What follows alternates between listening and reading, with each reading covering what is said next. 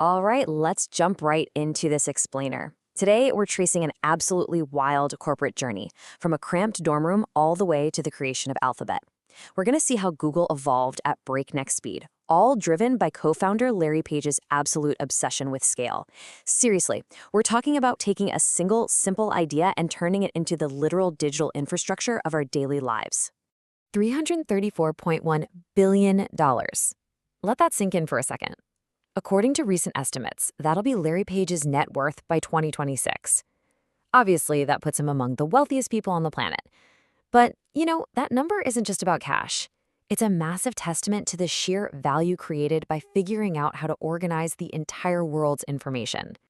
But hey, before it became this massive wealth-generating machine, and way before it neatly organized the world, it actually crashed a Stanford dorm room. We're skipping the usual agenda today because to really grasp how a basic search engine morphed into a global conglomerate, we gotta move fast. We need to rewind back to the very beginning, straight into a remarkably messy college dorm room. Section 1, the Stanford Dorm Room, Building Backrub. So back in 1996, Larry Page and Sergey Brin kicked off a research project they playfully dubbed Backrub. They literally cobbled together spare computer parts to build a makeshift lab right there in Page's room. Now here's the crucial aha moment. Page realized the whole World Wide Web was essentially built on citations, kind of like academic publishing, right? A link to a web page was basically a vote of confidence, a citation of its value. And that brilliant realization birthed the PageRank algorithm, which measured a page's importance based on the relevance of the links pointing to it. And this quote really drives home why this matters to us. The authors of the Google story actually compared Page and Brin's vision to the printing press. Just as Gutenberg's invention spread knowledge and sparked the Renaissance back in the 1440s, Google's search engine empowered everyday individuals by instantly connecting us to, the sum of human knowledge. It was a total game changer, a massive paradigm shift. Moving right along to Section 2, Organizing the World's Information, the Garage Years. All right, let's jump to 1998. This is the year they officially incorporated Google Inc. And by the way, that name comes from Google, the math term for a 1 followed by 100 zeros. The velocity of their scale up here is just staggering. I mean, they went from a scrappy dorm project in 96 to mapping a mind-blowing 1 billion URLs by June of 2000.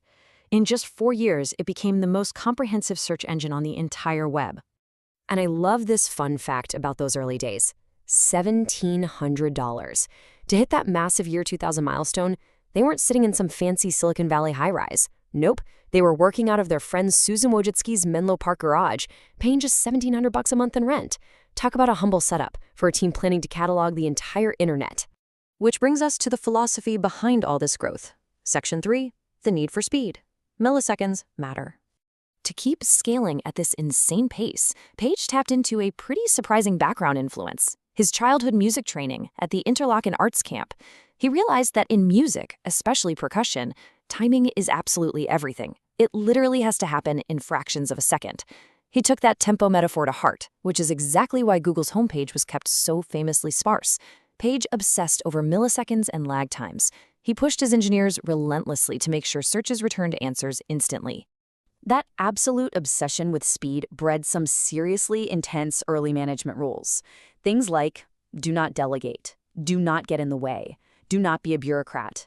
Ideas matter more than age. Never stop someone just by saying no. Page wanted everything moving at warp speed. It even led to this wild moment in 2001 where he tried to fire all of Google's project managers. Why? Because he felt non-engineers were just slowing the engineers down. He wanted his team moving fast, without what they jokingly called adult supervision. Let's fast forward a bit. Section 4, the 10X mentality, buying the future. So, after a decade of crazy explosive growth, Larry Page takes back the CEO reins in 2011. And he brings this aggressive 10X mentality with him, demanding that Google's products be 10 times better than anything else out there. When looking to acquire new companies, he used this brilliant little qualifier, the toothbrush test. He'd ask, is this something you will use once or twice a day, and does it make your life better? He wasn't just chasing quick cash, he wanted ultimate usefulness. And that's exactly why you rely on tools like Google Maps and Android every single morning. For instance, Page actually led the $50 million purchase of Android back in 2005. And get this, He made that move without even telling the CEO at the time. He just saw the future of handheld computing. By 2008, the first phone launched. Fast forward to 2010, and Android had captured over 17% of the market. It was already overtaking Apple and well on its way to becoming the world's most popular mobile operating system. But scaling up like this creates a new kind of problem. Section 5. A is for Alphabet. Restructuring for moonshots.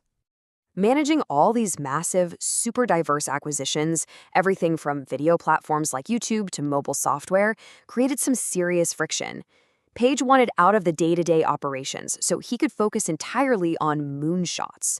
These are those ambitious, ultra-long-term tech projects. We're talking about building things that don't even exist yet. Things like Calico, which is a biotech initiative aimed at literally extending human life. Seriously, extending human life. To solve this massive management headache, they announced a monumental restructuring in August 2015. The solution was a slimmed-down Google containing all the core internet stuff, search, ads, YouTube, Android, reporting to a new CEO, Sundar Pichai.